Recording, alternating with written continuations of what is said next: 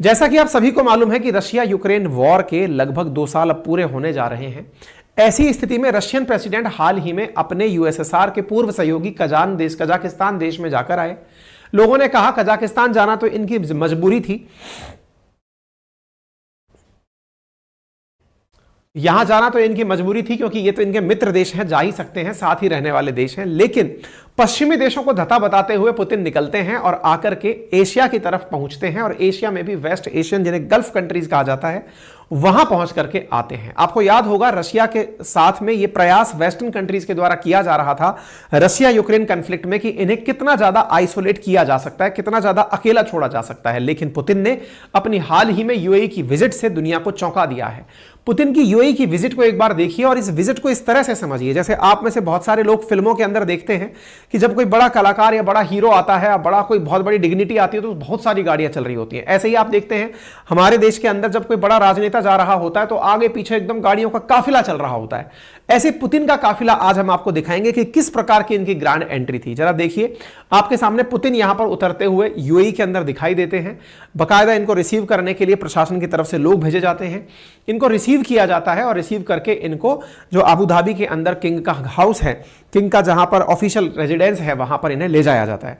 वहां ले जाकर इन्हें पूरी भव्यता के साथ में इनका स्वागत किया जाता है। लेकिन इससे भी ज्यादा जबरदस्त क्या था कि पुतिन जब निकले थे रशिया से तो अपने साथ फाइटर जेट्स को वैसे लेके निकले थे जैसे आप एक गाड़ी से निकले और आपके आगे 2 गाड़ी पीछे 2 गाड़ी, इस प्रकार का कारवां चल रहा हो। जरा पुतिन का कारवां देखिए। आजकल जब हम सोचते हैं कि कोई फ्लाइट में सिंगल उड़ता होगा, पुतिन कैसे उड़ते हैं जरा देखिए। ये पुतिन के फाइटर जेट्स हैं, तैयार खड़े हैं कि पुतिन उड़ेंगे, उनके पीछे पीछे ये भी उड़ लेंगे। प्रॉपर मिसाइल लेकर उड़े थे कि रास्ते में भी अगर किसी ने पुतिन को टारगेट करने की कोशिश की तो उनको वहीं पर ये सुखोई वगैरह जो है वो धूल चटा देंगे। अब देखिए इनका उड़ने का अंदाज देखिए। ये फाइटर जेट्स उड़ते हैं, पुतिन के पैरेलल हवाई जहाज चलते हैं, अर्थात बीच में पुतिन चल रहे हैं और फाइटर जेट्स उनको बिल्कुल वैसे जैसे होता है ना 2 गाड़ी आगे 2 गाड़ी पीछे, उस अंदाज में फाइटर जेट्स चलते हुए। अब आप देखें इस प्रकार से ये पुतिन का जहाज चल रहा है। यहां पर देख सकते हैं ये पुतिन का जहाज चल रहा है, ये फाइटर जेट्स साथ में उड़ रहे हैं, पुतिन और ये फाइटर जेट्स हवा में, पूरा भौकाली के साथ माहौल। और यहां पर देखिए ये पहुंचते हैं सऊदी जाकर के, ये फाइटर जेट्स हैं इनके, पुतिन के फाइटर जेट्स साथ साथ पहुंच करके इन्हें यूएई पहुंचाते हैं। यहां पहुंचते हैं, ऑफिशियली इनको रिसीव किया जाता है, 21 तोपों की इनको सलामी दी जाती है और फ्लाइंग कलर्स के साथ इनका स्वागत किया जा सकता है।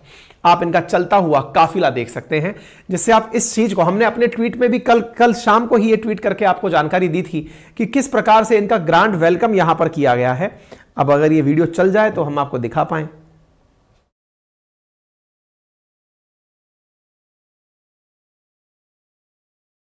वीडियो अटक रहा है। ये देखिए, ये यहां पर पहुंचते हैं, हवाई जहाज से उतरते हैं और आप इस तरह से देखिए इनके सम्मान में आसमान के अंदर रशिया का झंडा बनाया जाता है। फाइटर जेट्स के थ्रू यूएई के माध्यम से, लेमोजीन के माध्यम से इन्हें ले जाया जाता है। ग्रांड वेलकम में देखिए जो परंपरागत तरीके से वाद्य यंत्र हैं उनके माध्यम से स्वागत होता है। इस प्रकार से चारों तरफ फ्लाइंग कलर्स के साथ यूएई के अंदर इनका स्वागत किया जाता है। इनका राष्ट्रगान यूएई के द्वारा बजाया जाता है। इनके वेलकम में प्रॉपर तरीके से बातचीत की जाती है और यह बातचीत अपने आप में बहुत मायने रखती है। और मायने इसलिए रखती है ना क्योंकि गल्फ देश अमेरिका से पीड़ित हैं। पीड़ित क्यों हैं?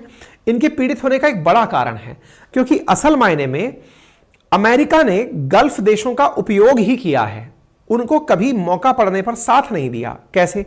अभी इजराइल और फिलिस्तीन का जब कॉन्फ्लिक्ट चल रहा है, गल्फ नेशंस देखते हैं कि अमेरिका गल्फ कंट्रीज को समझाने के लिए चला आया कि देखो मजबूरी थी, इजराइल के द्वारा हमास के ऊपर कार्रवाई करना जरूरी था। रशिया इस चीज में चुप बैठा था। तो गल्फ कंट्रीज ये मानते हैं कि रशिया ने पूरे की पूरे वेस्टर्न वर्ल्ड को अकेले पीछे धकेल दिया। भाई साहब आप ये सोचो, 2 साल से ज्यादा अगर कोई देश युद्ध लड़ ले, पश्चिमी देशों के पास वेपन खत्म हो जाएं, लेकिन रूस के पास वेपन खत्म ना हो, तो कोई निश्चित ही ताकतवर देश है। और ताकतवर देश के साथ साथ वो कितना ताकतवर होगा कि वो उसके बावजूद भी दुनिया भर की यात्राएं कर रहा है और लोगों में वापस से अपना पुराना सम्मान प्राप्त कर रहा है।